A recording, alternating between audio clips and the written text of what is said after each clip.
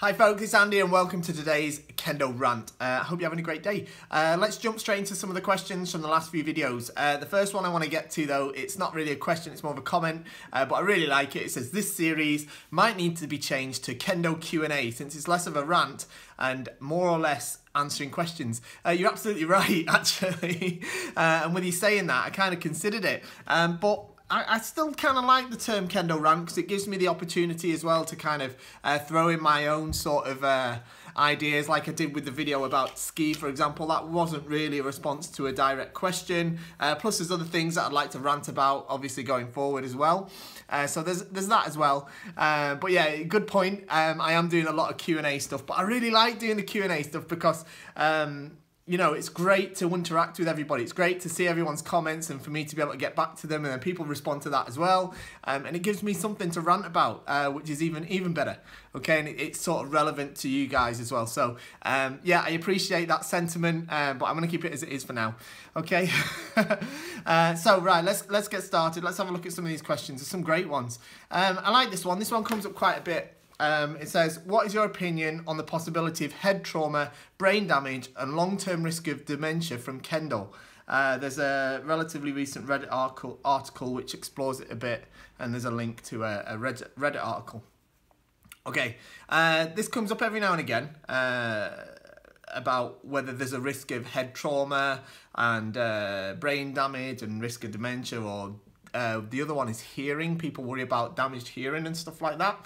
And I'm a little bit torn over it, if I'm honest with you. Obviously, there's been a lot of talk about stuff in America I've heard on the news, like people playing American football that have had sort of serious injuries through a career of playing American football. But we don't have that same sort of trauma in Kendo so much.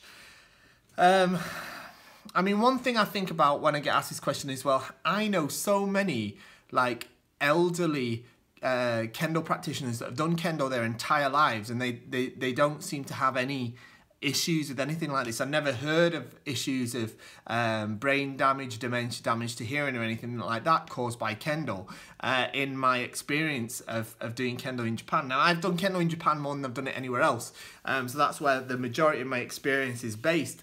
But I have to say as well that practicing Kendo in Japan is somewhat different to practicing Kendo outside of Japan because people tend to start. This is the reason that slip a little plug in here, but KendoStar makes the boga that it does, that's more protective and is supposed to be more protective against these sort of injuries, because in Japan people start Kendo a lot younger. They start when they're small children generally, and they learn the correct cutting technique much earlier before they've got any real power to put behind it. So by the time they're older and they've got quite a lot of strength, there's a lot of force in their blows, but it's done in a different way. It's done by a snap in the wrists kind of thing, as opposed to the actual a blunt force strike. And that's a technique that they've acquired already by the time that they're grown adults. So that sort of blunt force trauma, as it were, doesn't tend to occur in Japan so much. It's something that I definitely, and it kind of got me. I was thinking about this on the Suki debate as well, and I'll go into that as well. But in the West, because we tend to start older, I think maybe one reason, and we've got less access to regular training. And when I say regular training, I mean like daily training. Many of us only practice once or twice a week. We have a different way, and we start off from a place of already having a lot of physical strength. So a lot of that gets used in the wrong way, and that isn't something that happens in Japan very much. So people do tend to get hit harder. They do tend to feel more pain. Like I say, this is why I designed the boga at KendoStar specifically for people outside of Japan, because we've got different needs, because we're in that situation. We need boga that's more protective and is going to protect us from those sort of injuries. That's one thing, and obviously the way we use it as well. This is why we see a lot more physical sort of pushing and shoving happening in Western Shiai as well. And that's not to say that there isn't pushing and shoving in Japanese Shiai, because there is. If you watch the police championships, you'll certainly see a lot of it, but it's done in a somewhat different way. quite a different way actually.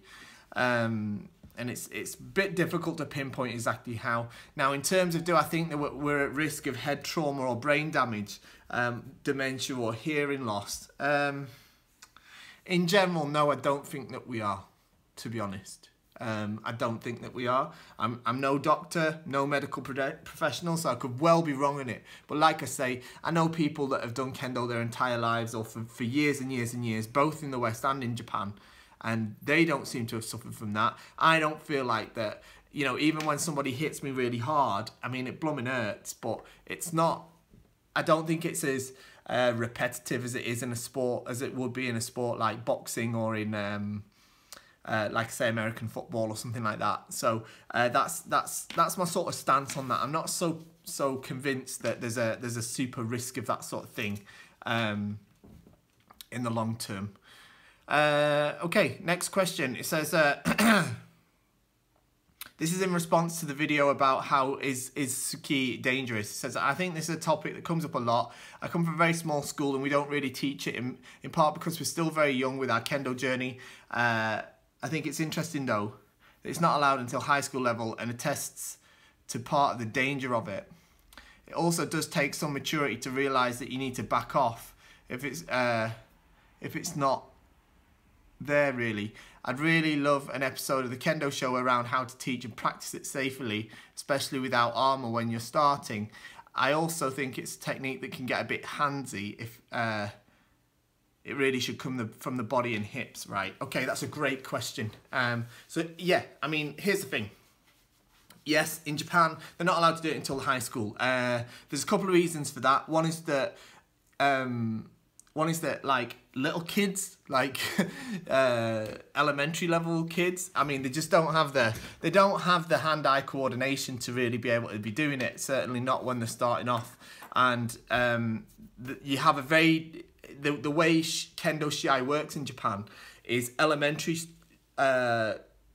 kids and even junior high school kids, they're lumped in together.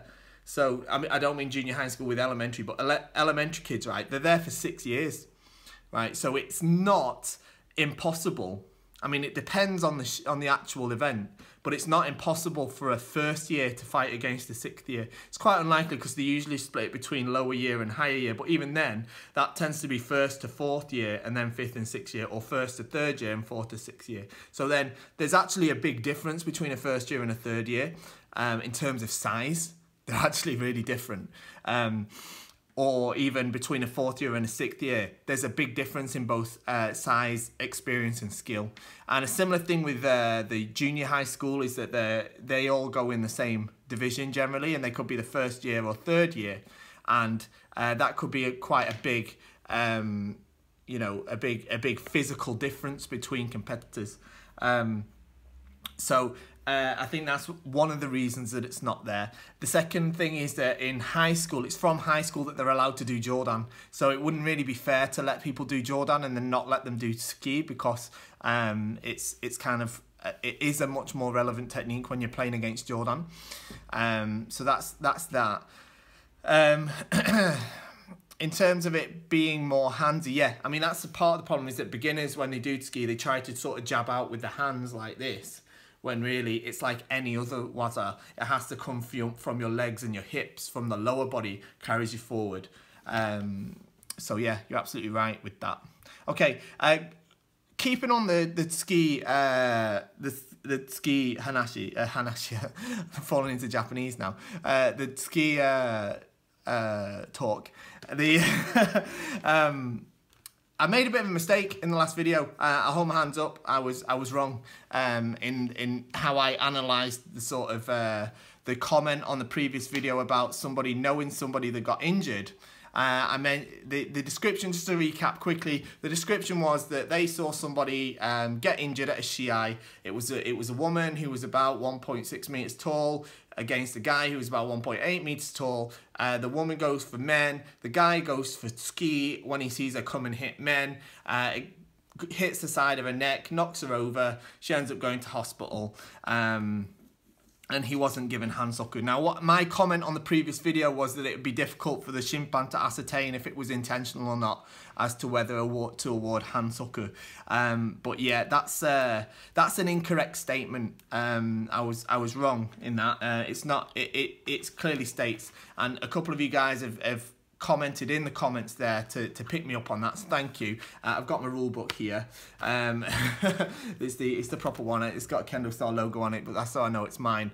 It is the proper one from the International Kendo Federation, and it does say clearly in the rules here, Article 30. It's on page 16. If you've got this book, it does quite clearly say, both in English and in the Japanese rules, it says that in the case that a shiai is unable to continue a shiai due to an injury or an accident, shimpan shall ascertain the cause and handle the matter in the following manner. Okay, the shimpan the shimpan will decide whether to continue the shiai after consulting with a doctor. So generally there's a doctor there, but anyway, as a general rule, the shimpan shall spend no more than 5 minutes handling an accident. All right, so this whole thing has to be decided within 5 minutes in general.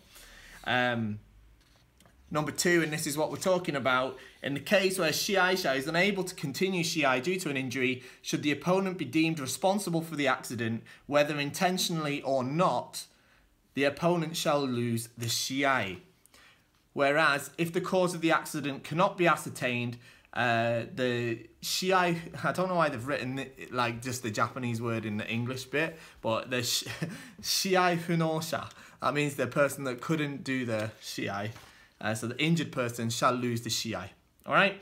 So, this is where it does still remain vague, because obviously I didn't see what happened in the situation that you were describing on the previous video.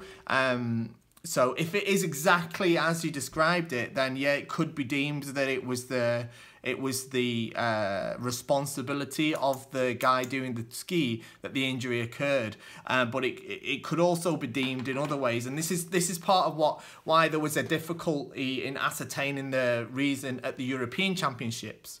All right, and at the European Championships a couple of years ago, or was it last year? Last year there was quite a bad injury after somebody went to hit men. Their arms came up here. The guy pushed from the below, pushed him off his feet. He hits his head on the floor. He gets injured quite badly. He's taken off in a stretcher. Now, that was the person who was injured ended up losing the shiai, and the guy who caused the injury. I don't know if I should say caused the injury. I don't think it's fair to say that, because that isn't how it was deemed. But the guy that pushed was able to proceed. Now, this situation, and I did see it live. I was watching the live stream. It was deemed on the day by the not just the shimpan in the court, but the actual head shimpan that was there from the All Japan Kendo Federation. By the way, so it's not like just the decision of the European referees. That it was not. It was too difficult, I guess, to ascertain the exact cause, because you could say that it wasn't totally the guy's responsibility for pushing, as the other guy was flying at him off balance. I'm not saying that's true. I'm not saying that's the case. I'm just saying that is an argument that I guess could be made. All right. The other side of it is no, pushing down from below like this aggressively makes you responsible for injuring people. And I think that is more the stance going forward after that incident. Yeah, now that incident has happened, but at the end of the day, it's down to interpretation of the shimpan on the day. All right, if they can't ascertain 100% that the person was injured due to the actions of their opponent, sorry, then they cannot they cannot award the hansoku to the person who injured the other person, if you see what I mean. It's difficult to explain. But if there's any sort of doubt that it wasn't, you know, if it's unsure whose fault it was or who's responsible for that, then the person who's injured automatically loses, right? That's what the rules say, all right? That's what's written in here, okay? The rest of that's down to the shimpan. It's their decision, and what they decide goes at the end of the day. So that's that's basically my thoughts on that. And also, again, I'm sorry for making a mistake. I was under the impression that it was that intent played a role, but it does quite clearly state in here in black and white that it doesn't matter if it's intentional or not intentional. What matters is responsibility. Okay, so it's whether that responsibility can be called into question or not. All right. So I hope that clears that up. Next question. Thanks for answering my question. I know your video about blockers, but it always hits a shinai when I try to hit his kote when he blocks. My eye is just weird. I have to control it more with my feet, I guess. Okay, so this is, again, response to the question from the last video about how to deal with somebody at really close to my eye. I said go and watch the how to beat a blocker video. Yeah, okay, first, yeah, you need to use your feet a bit better. Okay, because if you're using your feet properly, your attacks will be harder to anticipate, which means his blocks will be a little bit slower. And when I mean slower, they will be happening later than they currently are. Okay, so what I expect is probably from this close my eye, you're probably moving your hands before you're moving your feet, and that gives away your intentions, which means he starts his blocking process a little bit earlier. If you start moving your feet before you start moving your hands, you'll probably have a little bit more success because he or she, will notice the your attack coming later. All right, but if you move your hands first, they're going to notice it quicker, they're going to start blocking quicker, and then it's going to be harder for you to carry out one of those attacks. All right, next one. Thank you for answering my question about the Jodan grading. This is great. These are questions going back and forth now. I'm coming back to questions from before. Your advice is extensive and really helpful. A lot of things to think about. Hoping this wouldn't bother you with another super long answer. Do you think that taking the Jodan or any level grading in Jodan would be a good idea? Maybe just one of the 2 Jigeko. I've been practicing Jodan for 6 years since my Sandan, and right now I feel equally comfortable with it as Chudan. Like there are a lot of different things I can express with each Kamai. Right. Do I think it would be a good idea?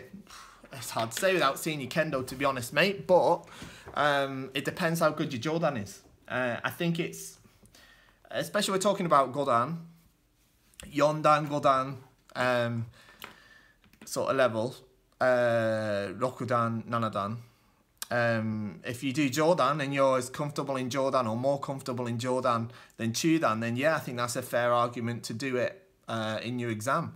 I think it would be unfair of the panel to consider your grading negatively because you were doing Jodan. However, I would be a little bit concerned if you were a student of mine in terms of what your Jodan actually looked like and which of your whether your Jodan or your Chudan, which of them more represented the higher level Kendo, sort of 5th Dan level Kendo. Now I can't judge that obviously without seeing you, and as you said in the previous video, your club leader is actually a lower grade than you and isn't able to really advise you. So you're gonna have to sort of think about yourself. But if you're comfortable in Jodan, all right, if you think that you can achieve those things that I talked about in the last video, right? What I talked about passing Jodan was making sure that you are in control of the situation and you're not doing responsive Kendo and not just doing Kendo by yourself. Now that's doubly important in Jodan. All right, so if you're going to do Jodan, that's totally fine. Like I say, if you're feeling as comfortable in it as you are in Chudan, what you just have to make sure that you're doing is that from your Jodan no Kama, you're pressuring forward, and you are still trying to elicit that reaction from your partner. Okay, so that minute that they come into attack, bam, you've got that Debanawaza. Or the minute that your seme, your pressure causes a reaction from them.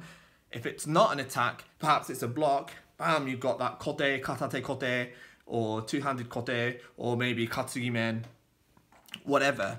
But what you have to still be showing is that you are applying pressure and that you are making attacks with intention, all right? So you're not stood there doing, okay, now I'll try men, now I'll try Kode, like this. That isn't how it works. Yeah, same as with Jodan. The concept's the same. So if you're feeling as comfortable in Jodan as you are in Jodan, you're comfortable that you can apply those things to your Keigo, then yeah, by all means do it in Jodan. Why not? Okay, so I think that brings me pretty much to the end of the questions, which is cool. One more time, there was, like I say, there's another question above it, but it's not really a question, it's a statement letting me know about the mistake I made in the last video about the rules. Sorry about that, once again. To just recap it, like I said, it does indeed say it's not about intent. So I do stand corrected. Thank you very much for that. I'll go home and I'll read this. I'll read this thoroughly over the weekend one more time. It's been a few years since I've read it, to be honest.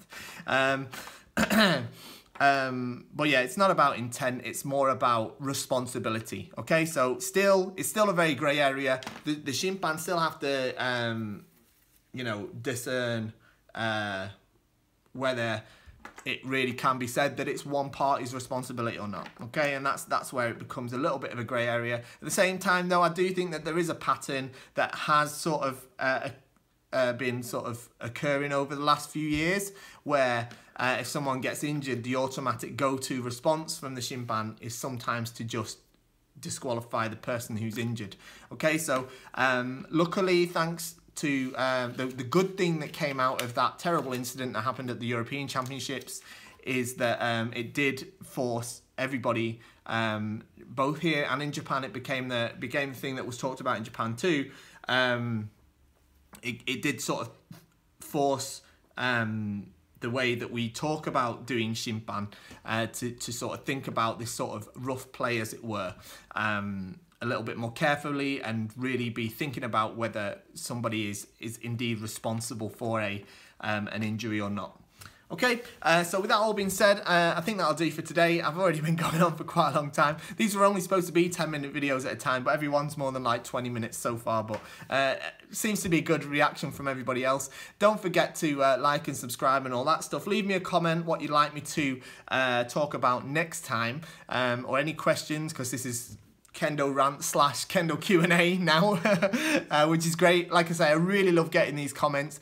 Please keep them coming. I'll try and get a video out tomorrow. I don't know if that'll be possible over the weekend, but I'll do my best to get one out over the weekend if I can. If I can't, it'll be Monday. In the meantime, don't forget to shop at KendoStar.com because that's what keeps us going. It's a great website, great quality gear, and it's great quality prices. We've got some awesome sales on it as well. At the minute, we've got some clearance stuff as well. The Hibiki Bogu is being discontinued, and it's on a really low price. We've only got a few left, so get on there and get one of those if you're after a cheap Bogu set that's decent quality. Other than that, yeah, see you next time.